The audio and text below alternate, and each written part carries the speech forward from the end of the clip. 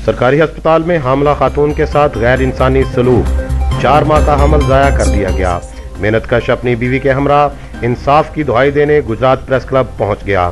Staff गला के रहायशी अल्लादित्ता ने प्रेस क्लब में साफियों को बताया कि वो अपनी बीवी को चेकअप के लिए गवर्नमेंट मैटरनिटी हॉस्पिटल फवारा चौक लेकर गया, जहां इसकी बीवी को अल्ट्रासाउंड की गरज से 3 घंटे तक भूखा प्यासा लिटाए रखा गया। इस दौरान ड्यूटी पर मौजूद नर्सें मोबाइल फोन से खेलती रहीं। इसके बाद भी अल्ट्रासाउंड इंतहाई गैर तजर्बाकार और बदतमीज नर्सों ने किया, जो अल्ट्रासाउंड के दौरान पेट पर वजन भी डालती रहीं, जिसकी वजह से 4 माह का हमल ज़ाया हो गया।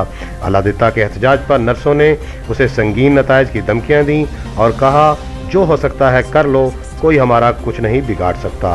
अल्लादित्ता ने वज़ीर आला पंजाब से मुतालबा किया है कि उसकी बीवी की जान के साथ खेलने और उसे ज़हनी अजियत में मुब्तला करने वाले मेडिकल स्टाफ के खिलाफ कानूनी कार्रवाई की जाए। जी मैं गुजरात के रहने वाला हाँ, तो मैनू मेरी बीवी 4 महीने तो प्रैगनेंट है। तो उस तो बाद मैंने किसी ने मशवरा दिता कि तुसी सरकारी हस्पताल के विचों जाके उन्हों का तुसी कार्ड बनवाओ। जिला लोगों के कार्ड बनते हैं उन्हों का हुकूमत फ्री इलाज भी करती है, प्रैगनेंट होने तो लग के डिलीवरी तक 24 घंटे हस्पिटल के दरवाजे खुले रहते हैं।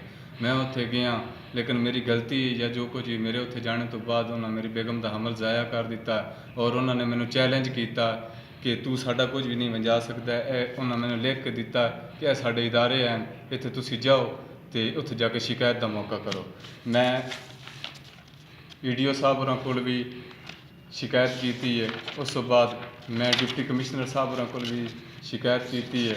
अगली शिकायत मैं मियाँ शहबाज शरीफ होरां को करना चाहता कि वो मैंने इंसाफ दिवान और प्लीज़ आइंदा इस तरह किसी नाल भी ना करन कि इस हस्पताल के अमले नूं कवर करन। बहुत शुक्रिया।